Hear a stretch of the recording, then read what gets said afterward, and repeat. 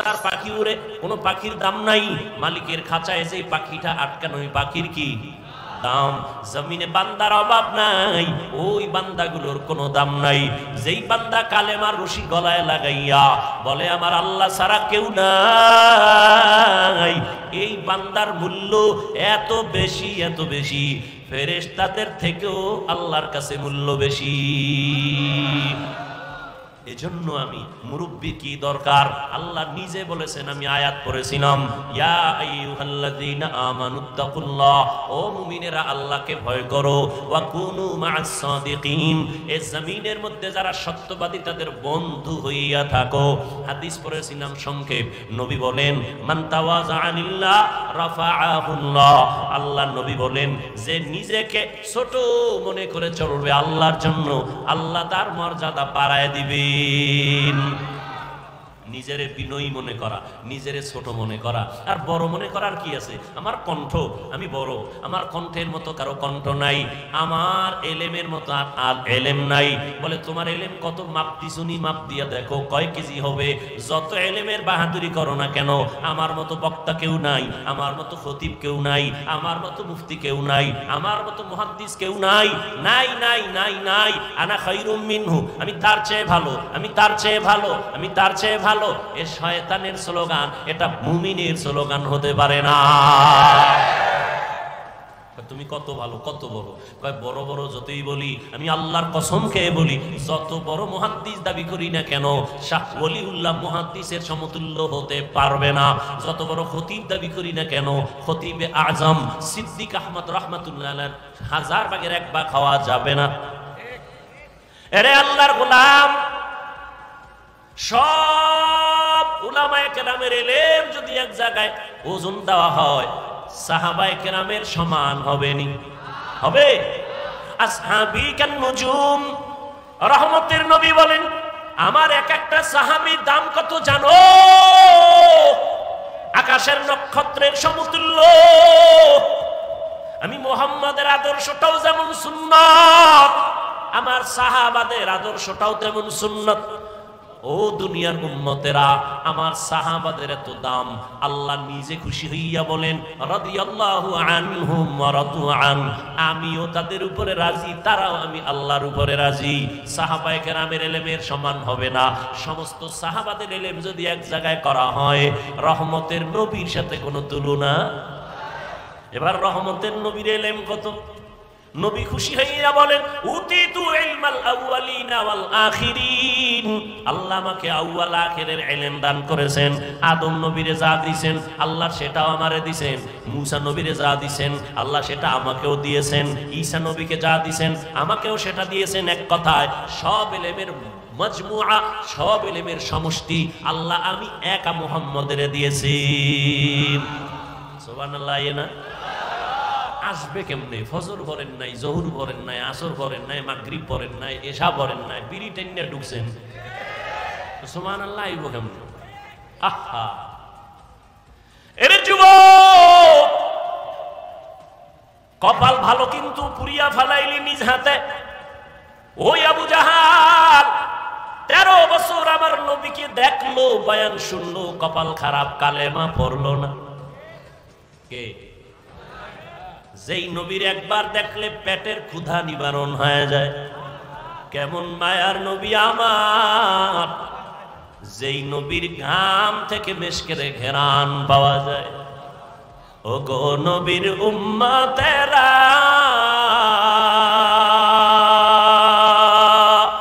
হয়ে আজি দিশাহারা, কোরআন হাদিসের চলো যখন যাহা চায় মনে, নবী বিনে কে তারাবে ফুলসিরাত মিজানে, নবী বিনে কে তারাবে ফুলসিরাত মিজানে। এরে নবীর আশিক রে যুবক, তোর কপালের উপরে আমার নবীর কেমন মোহাব্বতের আওয়াজ। নবী বলেন বুড়ারা আমি মুহাম্মদের বিরোধিতা করেছে, যুবকেরা আমার উপকার করেছে। নবীর উপকার করছে কারা? বিরোধিতা করছে কারা? এই মাঠের বুড়ারা নি? ওই সময়ের বুড়া বুজাইল্লা নবীর দুশ্মন, আবুল আহাব বুড়া নবীর দুশ্মন, হ্যাঁ, ওতবা বুড়া নবীর দুশ্মন, সাহেবা বুড়া নবীর দুশ্মন, আর যুবকেরা নবী বন্ধু না দুশ্মন? এ যুবক লিখে রাখ, 2 থেকে 300, 400, 500 টাকাও যদি খরচ করা লাগে, একটা পেস্টুন বানাইয়া রাস্তার মোড়ে মোড়ে টানায় দিবি, কথাটা ভুলে যাবি না রে বাবা। আমার জীবনের একটা প্রিয় দাবি তোদের কাছে রেখে যাই যুবকদের। মদিনার নবী বলেন, যুবক আমার উপকার করেছে 7 বছর থেকে 11, এর মাঝখানে আমার চাচাতো ভাই হযরত আলী আয়েশা আমার হাতে হাত লাগাইয়া কালেমার পতাকা উড্ডীনের শপথ নিল। 11 বছরের হযরত আলী এতদিন ছিল চাচাতো ভাই, এখন হলো সাহাবী, কিছুদিন পরে হবে জামাতা। কি হবে? রহমতের নবী দোয়া করলেন, আনা দারুল হিকমা ওয়া আলীউন বাবুহা, আমি মুহাম্মদ হলাম ইলম ও হিকমতের ঘর, আর এই ইলমের ঘরের দরওয়াজা আমার আলী। সুবহানাল্লাহ বলবেন। ইলমে রায়ে সাজো করদন বেহিসাব, খলকে রাদা দন জওয়াবে বাসওয়াব, হক নাদারত দোস্তে খলকা জারেরা, নিস্তে ই খসলত একে দিনদারেরা। হযরত আলীর নবী এমন দোয়া দিয়েছেন, আল্লাহ ইলমের ভান্ডার আলীর জন্য খুলে দিয়েছেন। কেমন ভান্ডার আল্লাহ দিছেন আলীরে। হযরত আলী বলেন, যুবক ভালো করে লিখে রাখো, অন্তরে ঢুকাও। হযরত আলী বলেন, মান আল্লামানি হারফান ইনশাআ বাআ ওয়া ইনশাআ আতাকা, আমাকে একটা অক্ষর যিনি শিক্ষা দিয়েছেন সে আমার মাথার মুকুট। তার মূল্য কত? বলে হযরত আলী বলেন, চাইলে আমাকে গোলাম বানাইয়াও রাখতে পারেন, বিক্রিও করে দিতে পারেন। একটা অক্ষর যিনি শিখাইছেন তার এত মূল্য। বুঝনি রে যুবক বাবা, আজকে মেজাজ দেখাও শিক্ষকের সাথে, আছে না নাই? সাবধান, শিক্ষকের সাথে যারা বেয়াদবি করবি বিচার হবে মরার আগে। মরার পরে না আগে? আল্লাহর কাছে মাপ চাবি, ক্ষমা হবে না। কারণ শিক্ষক যদি ক্ষমা না দেয় আল্লাহ দিবেন না, কারণ এটা বান্দার হক। আমার আব্বা আম্মা আমি হাফিজুর রহমান রে একটা সাইন শিখাইতে পারে নাই, দস্তখত শিখাইতে পারে নাই। আব্বা আম্মা কলিজা বইরা দোয়া দিছেন, কিন্তু আমার এই চেয়ার পর্যন্ত মা বাবায় দোয়া দিছেন ঠিক, কিন্তু লেখাপড়া শিখাইতে পারেন নাই। কোরআন হাদিসের কথা বলা যিনি আমারে শিখাইছেন তিনি আমার মাথার মুকুট, যিনি আমাকে মানুষ বানাইছেন তিনি আমার মাথার মুকুট। শিক্ষক উস্তাদ এর এত মূল্য, এক কথায় তিনি আমারে মানুষ বানায় দিছেন।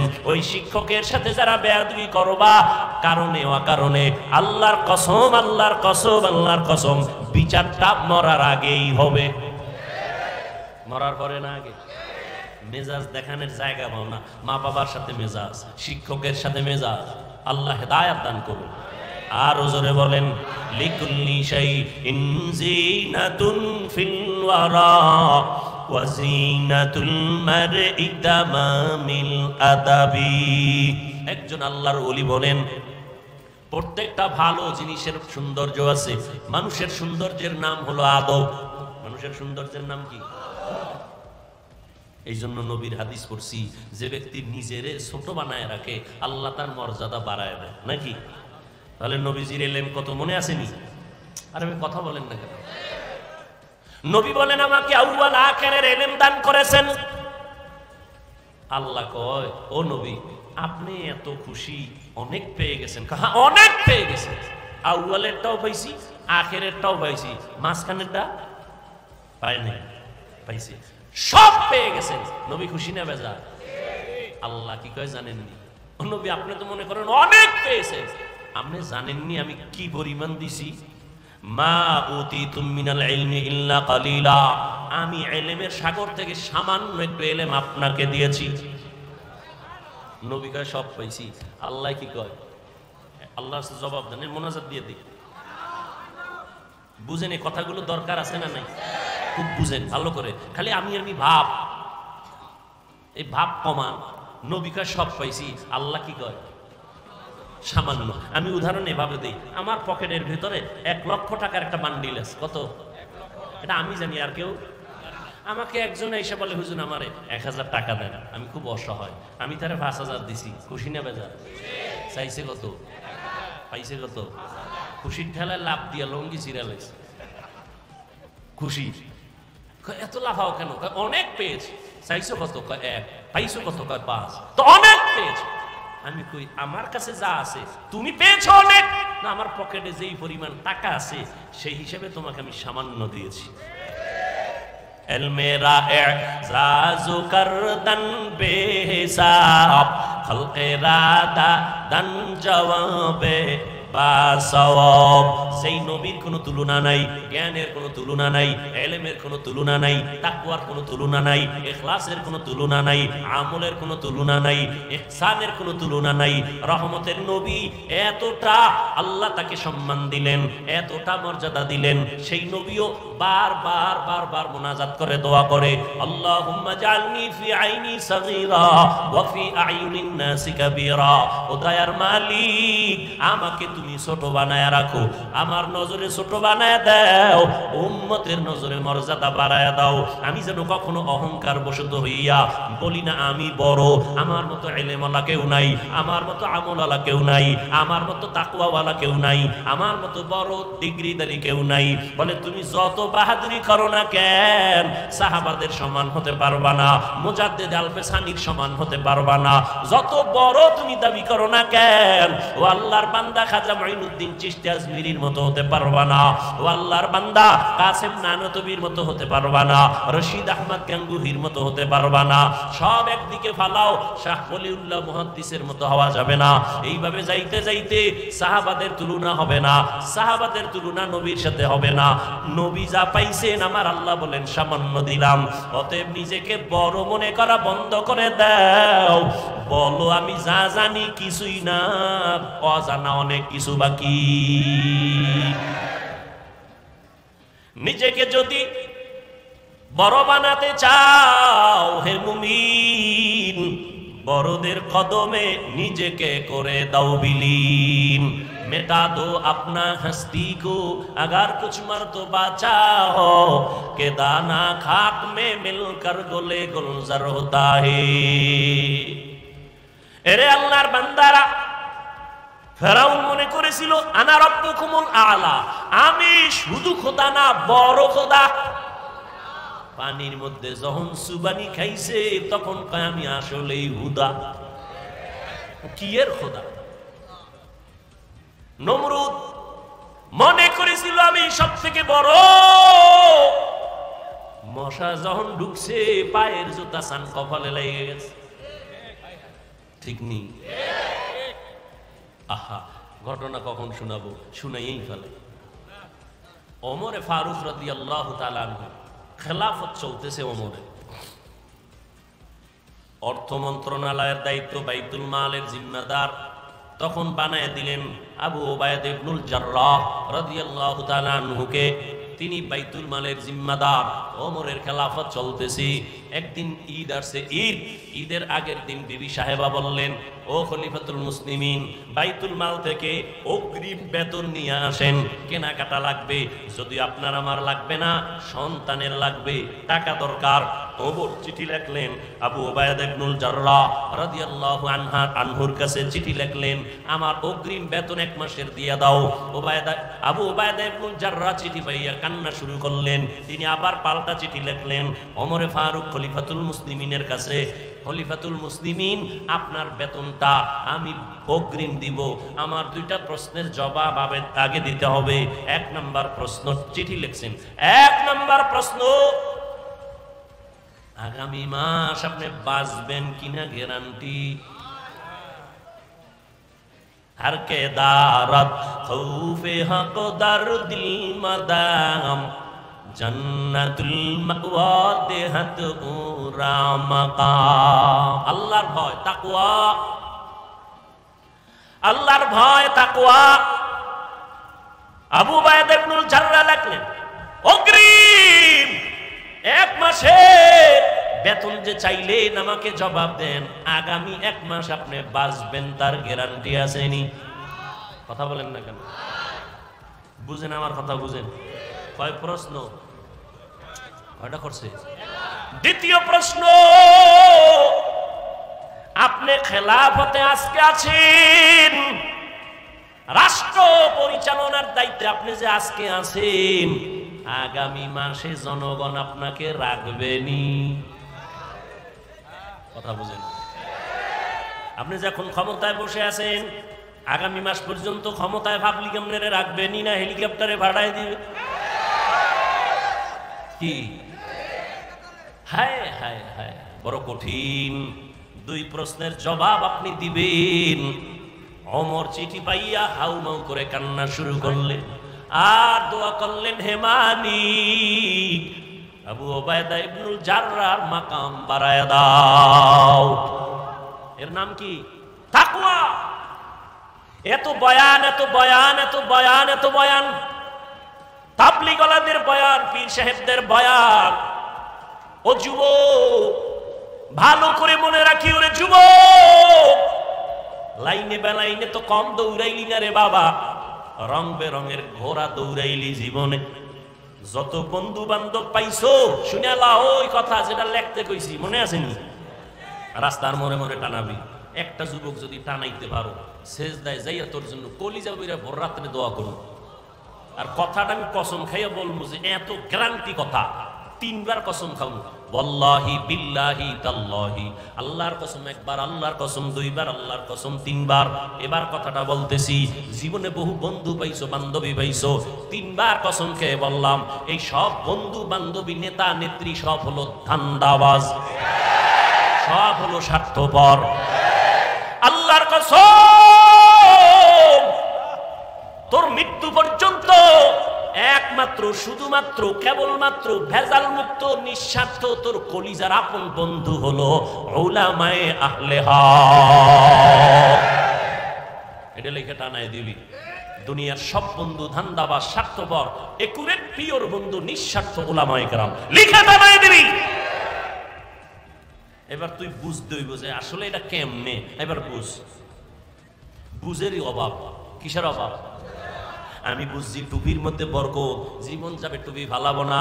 তোরে পাও দইরা বুঝাইতেছি, তুই বোঝো না, এই জন্য তুই টুপি মাথায় দিতে চাও না। আমি টুপি মাথায় না দিলে লজ্জা লাগে, তোমার টুপি দিতে লজ্জা লাগে। বুঝ বুঝ। আমি দাড়ি কাটতে লজ্জা পাই, তুমি দাড়ি রাখতে লজ্জা পাও। তাবলীগওয়ালারা পাও ধরে দাড়ি রাখো, পীর সাহেবরা পাও ধরে দাড়ি রাখো, ওলামায়ে কেরাম পাও ধরে দাড়ি রাখো, দাড়ি লম্বা করো। জুমার খতিব বলে দাড়িটা লম্বা করো। বুঝ নাই, বুঝ হয় না। আমি দাড়ি কাটতে চাই না, তুমি রাখতে চাও না। আমি মসজিদে ঢুকতে আরাম, না ঢুকলে লজ্জা, তোমার মসজিদে ঢুকতে লজ্জা। আমি পর্দা করতে না করলে লজ্জা লাগে, তোমার পর্দা করতে লজ্জা লাগে। অথচ তুমি মুসলমান, আমিও মুসলমান। তোমার আমার আল্লাহ নাকি আলাদা? তোমার আমার নবী, তোমার আমার ধর্ম, তোমার আমার কালেমা, তোমার আমার কোরআন, তোমার আমার কাবা না আলাদা? দুনিয়াতে আসছি সিস্টেমও নাকি কামরাঙ্গীর চরের মানুষগুলো লঙ্গি পরে আসছেন? বিদায় বেলা কাফনের সংখ্যা হবে 1। আমি বক্তার জন্য 3 কাফন, আপনি শ্রোতার জন্য 3 কাফন। আমার সম্মানে কেউ একটা কাফন বাড়াইয়াও দিবে না। আপনি গরিব রিক্সার ড্রাইভার মরে গেলে একটা কাফন কেউ কমাইয়াও দিবে না।